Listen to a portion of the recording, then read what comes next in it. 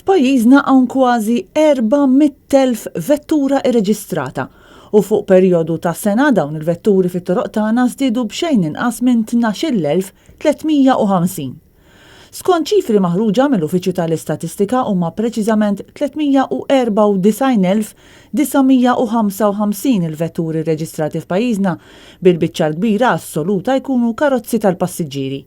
Fil-fatt kważi 78% tal-vetturi huma karozzi filwaqt li 13.6% huma vetturi kummerċjali, kważi 8% huma muturi.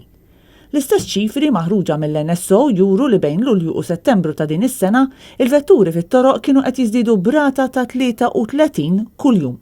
Bejn Lulju u Settembru tneħew 7,051 vettura mit-toroq li iżda 36% minnhom reġgħu inbjaw.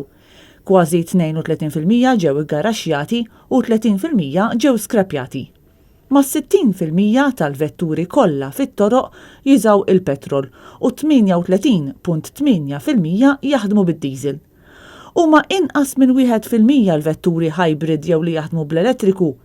Din iċ-ċifra tant baxxa tpoġġi lil Malta fin-naħa ta' isfel tal-klassifika tal-pajjiżi Ewropej għal dak li hu trasport elettriku, tant li saħansitra pajjiżi bħal Ċipru u Litwanja għandhom perċentwal aħjar minn tagħna. Minkejja li fl-aħħar snin tqajmet kuxjenza dwar il-bżonn li naqilbu trasport tagħna għal wieħed li jaħdem bl-elettriku fi sforz biex jiġi salvagwardjat aktar l-ambjent, jidher li l-pubbliku fil-maġġor parti tiegħu qed jibqa' jażel vetturi li jaħdmu bil-fuels tradizzjonali fuq dawk li jaħdmu bl-elettriku. Snin ilu l-Gvern Laburista kien qal li jrid li Malta tkun l-ewwel pajjiż Ewropew li tagħmel il-qalba għall-elettriku fost il-pajjiżi kollha Ewropej. Weda li reġa' għamel il-Prim Ministru Joseph Muscat fl-aħħar xhur.